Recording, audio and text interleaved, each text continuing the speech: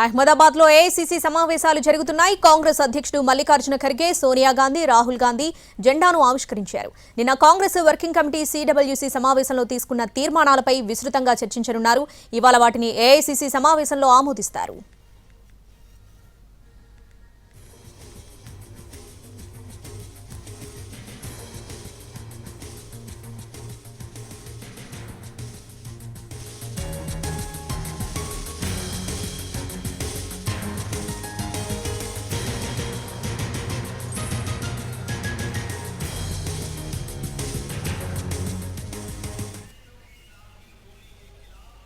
అహ్మదాబాద్ లో ఏఐసీసీ సమావేశాలు జరుగుతున్నాయి. కాంగ్రెస్ అధ్యక్షుడు మల్లికార్జున ఖర్గే, సోనియా గాంధీ, రాహుల్ గాంధీ జెండాను ఆవిష్కరించారు.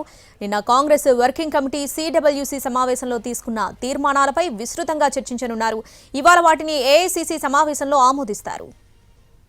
అహ్మదాబాద్ లో ఏఐసీసీ సమావేశాలు జరుగుతున్నాయి. దీనికి సంబంధించి పూర్తి అప్డేట్స్ అహ్మదాబాద్ నుండి మా ప్రతినిధి చారి లైవ్ లో అందిస్తారు. చారి,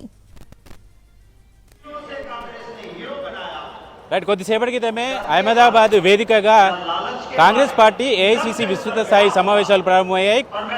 రాహుల్ గాంధీ, సోనియా గాంధీ అలాగే మల్లికార్జున ఖర్గే వీళ్ళంతా కూడా పార్టీకి జెండాను ఆవిష్కరించిన తర్వాత ప్రస్తుతం మనం చూస్తున్నాం ఏఐసీసీ విస్తృత స్థాయి సమావేశం. తెలంగాణ ప్రాంతం నుంచి మంత్రులు, ఎమ్మెల్యేలు, ఎమ్మెల్సీలు, ఏఐసీసీలో ఉన్నటువంటి ముఖ్యమైనటువంటి సభ్యులంతా కూడా ఈ సమావేశానికి హాజరయ్యారు. నిన్న సిడబ్ల్యూసీ సమావేశంలో తీసుకున్నటువంటి నిర్ణయాలకు సంబంధించి ఈరోజు ఆమోద ముద్ర వేయించేటువంటి పనిలో ఉన్నారు. తెలంగాణ ప్రాంతానికి సంబంధించి CM Revanth Reddy, deputy CM బట్టి విక్రమార్క, ఎమ్మెల్యేలు, ఎమ్మెల్సీలు, మంత్రులు, సీనియర్ కాంగ్రెస్ నాయకులంతా కూడా ఈ సమావేశానికి హాజరయ్యారు. ఈ రోజు జరిగేటువంటి ఈ సమావేశంలో ప్రధానంగా కాంగ్రెస్ పార్టీ భవిష్యత్తు కార్యాచరణ కావచ్చు, దేశవ్యాప్తంగా పార్టీని బలోపేతం చేయడానికి క్షేత్రస్థాయిలో పార్టీ బలోపేతానికి సంబంధించినటువంటి అంశాలన్నింటి మీద కూడా చర్చించబోతున్నారు. ప్రస్తుతం తెలంగాణ నుంచి హాజరైనటువంటి ఎమ్మెల్సీ అద్దంకి దయాకర్ మనతో ఉన్నారు. దయాకర్ గారు, ఈ సమావేశాల ద్వారానైనా కాంగ్రెస్ తిరిగి పునరంకితం కాబోతుంది అనుకుంటున్నారా? మొరార్జీ దేశాయి మోసం ఇక్కడి నుంచే జరిగింది.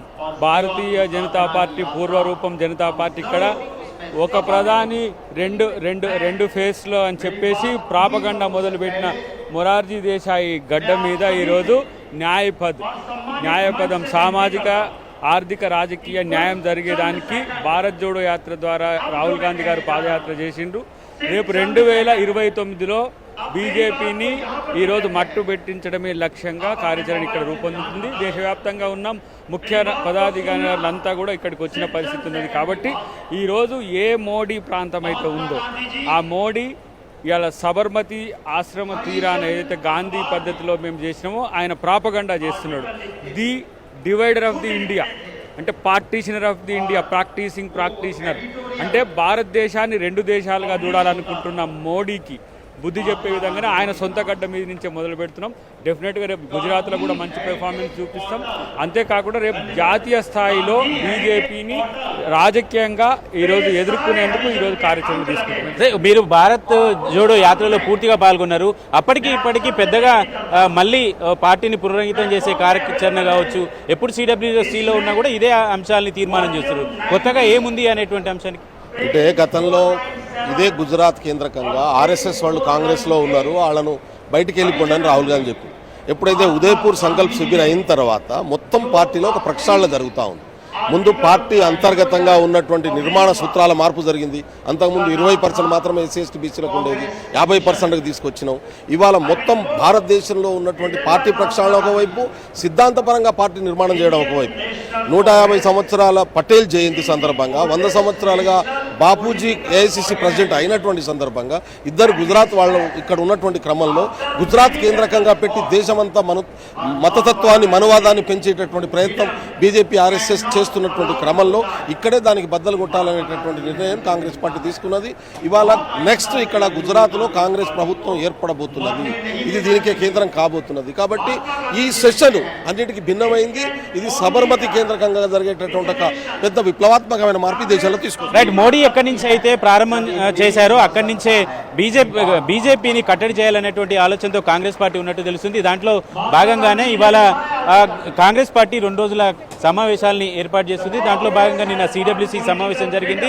7 తీర్మానాలు చేశారు. రైతులకు సంబంధించినటువంటి అంశాలు, దేశాన్ని విభజించి పాలించు అనేటువంటి విధానాన్ని కాంగ్రెస్ పార్టీ బీజేపీ పార్టీ మొదటి నుంచి చేస్తుంది కాబట్టి ఆ విభజించు పాలించనేటువంటి విధానాన్ని ఎండగట్టాలనేటువంటి ఆలోచనతో కాంగ్రెస్ పార్టీ కాంగ్రెస్ నాయకత్వం ఉంది. నిన్న చేసినటువంటి తీర్మానాలలో కూడా ప్రధానంగా ఇదే అంశాన్ని పొందుపరిచారు. ప్రస్తుతం ఏఐసిసి విస్తృత స్థాయి సమావేశం జరుగుతుంది. కాంగ్రెస్ పార్టీకి సంబంధించినటువంటి ముఖ్య నాయకులంతా కూడా ఈ సమావేశానికి హాజరయ్యారు. ప్రస్తుతం మరి కాసేపట్లో ఏఐసిసి అధ్యక్షుడు మల్లికార్జున ఖర్గే అలాగే పార్టీకి సంబంధించినటువంటి ముఖ్య నాయకులంతా కూడా ఈ సమావేశంలో మాట్లాడబోతున్నారు. నిన్న సిడబ్ల్యూసిలో తీసుకున్నటువంటి నిర్ణయాలకు సంబంధించినటువంటి అంశాలన్నింటి మీద కూడా చర్చించబోతున్నారు. ఈ తీర్మానాలన్నిటికీ ఆమోద ముద్ర వేసుకున్న తర్వాత తిరిగి అన్ని అంశాల మీద ప్రస్తావించేటువంటి అవకాశం ఉంది. సార్, ఈ సమావేశాల ద్వారా కాంగ్రెస్ కి